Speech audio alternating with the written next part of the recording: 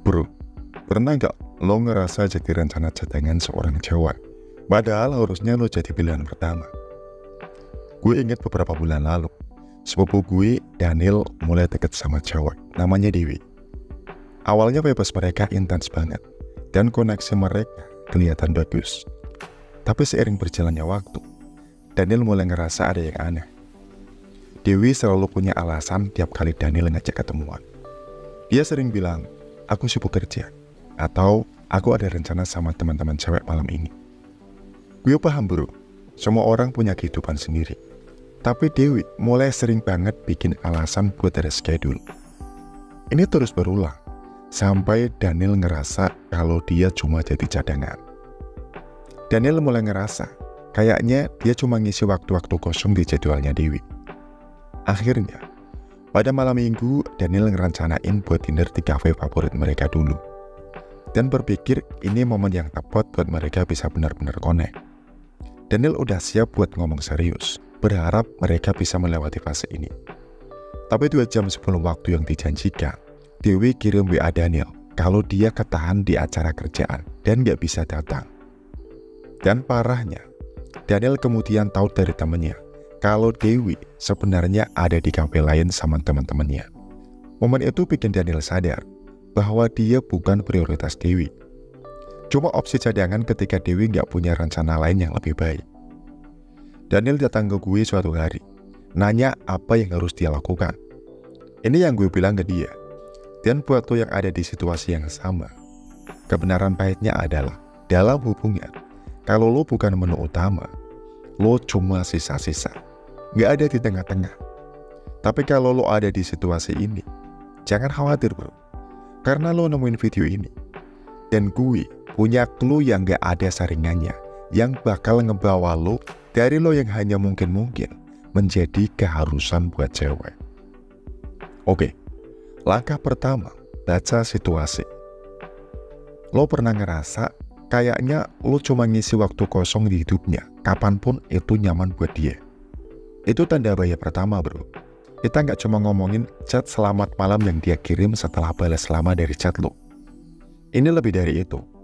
Ini tentang lo, nilai lo, dan kehadiran lo yang cuma jadi sudut kecil di hidupnya. Lo harus jadi acara utama bro, bukan pemikiran kedua.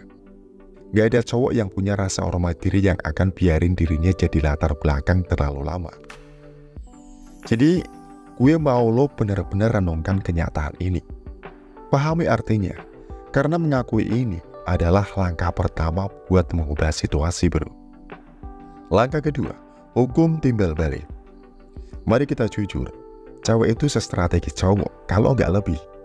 Ini bukan pertandingan catur satu sisi. Lo ngasih perhatian, waktu, dan segala macam.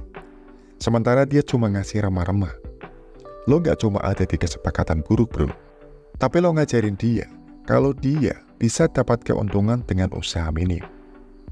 Ini menciptakan dinamika berisiko tinggi, di mana dia ngerti manfaat dari usaha minim. Lo yang nambahin nilai pasarnya tanpa balik modal. Lo nggak punya ROI atau return on investment. Jadi apa yang harus lo lakukan? Entah lo atur ulang timbangan dan dapatkan timbal balik yang layak, atau lo keluar dari transaksi sepihak ini. Lo nggak bakal terus berupaya di dalam hubungan yang buruk kan? Logikanya sama di sini bro. Atur keseimbangan emosi atau tinggalkan. Langkah ketiga, lo duluan. Lo mau jadi yang dilihat pas masuk ruangan kan? Untuk itu bro, lo harus berhenti ngerasa dia matahari dan lo planet yang orbit. Gue ngomongin perubahan mindset total di sini, bukan cuma abaikan beberapa panggilan atau nolak permintaan dadakan. Enggak bro, ini soal suasana yang lo ciptakan, energi yang lo keluarkan sejak lo masuk pintu. Yang lo tuju di sini adalah aura penting diri, daya tarik yang bikin dia ngerasa kayak dia bakal kehilangan keseimbangannya kalau nggak berhati-hati. Lo harus merubah dinamika, supaya lo nggak selalu jadi yang tersedia setiap saat dia manggil. Lo harus hidup dengan tujuan yang begitu memuaskan, penuh makna, sampai dia mulai mempertanyakan apakah dia benar-benar bagian dari agenda lo. Begitu dia ngerasa perhatian lo udah nggak fokus ke dia lagi, baru bro, dia bakal perhatiin lo. Langkah keempat, faktor kebaruan. Ada pepatah yang bilang, keakraban melahirkan penghinaan. Itu bukan cuma omongan bro, tapi ilmu keras. Psikolog sebut ini habituasi, dan dalam istilah sederhana, artinya sesuatu yang dulu menarik, sekarang jadi membosankan dan bisa ditebak. Kalau lo cowok yang datang dengan pick up lines yang sama, taktik yang sama, tebak apa bro? Lo bakal cepat masuk kategori cowok yang membosankan.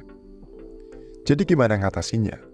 Lo harus bikin dia terkejut, flip the script, dan bikin dia terus nebak-nebak langkah lo selanjutnya. Lo harus jadi teka-teki yang dia ingin pecahkan bro. Langkah kelima, jadilah hadiah.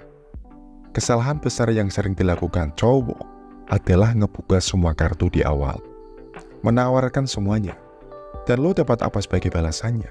Gak ada. Kenapa ini terjadi? Karena nilai kelangkaan sering diabaikan. Gue gak cuma ngomongin waktu lo di sini, meskipun itu penting.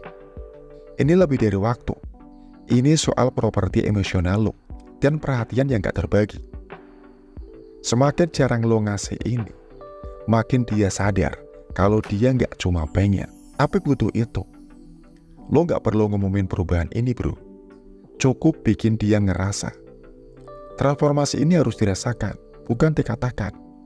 Biarin dia merasakan ketidakhadirannya, dan dia akan mulai mempertanyakan kenapa dia merasa seperti itu. Dan lo akan jadi hadiah yang dia termotivasi untuk dapetin. Perubahan kelangkaan ini harus jadi sesuatu yang dia rasakan sebagai realisasi, kayak momen istimewa yang bikin dia ngerti betapa pentingnya lo. Langkah keenam, tetapkan batasan. Ini kuncinya bro, punya batasan bukan soal nutup diri dari emosi, tapi nentuin aturan main. Ini cetak biru untuk penghargaan diri lo. Lo bukan keset yang bisa diinjak-injak. Jadi biarkan dia mikir, biarin imajinasinya berlarian di mana lo, apa yang lo lakuin, dan siapa yang dapat kehormatan buat bareng lo. Dan sebelum lo ngomong, ini bukan permainan bro, ini soal keterlibatan mental di dunia di mana semuanya ada di ujung jari. Seni yang terlupakan tentang merindukan seseorang yang menjadi sebuah kekuatan. Waktunya bawa kembali konsep itu ke dalam dinamika kencan lo bro, cara dia memperlakukan kehadiran lo. Langkah ketujuh, tunjukin apa yang lo punya. Jadilah cowok dengan substansi yang gak tertandingi, karena ini bikin lo 150% gak tergantikan. Kalau keandalan lo konsisten dan kebijaksanaan lo solid, dia gak bakal ragu, tapi dia bakal evaluasi ulang rencana permainannya. Lo bukan cuma cowok yang dia kencani, tapi lo adalah orang yang nambah kedalaman, stabilitas, dan makna di hidupnya.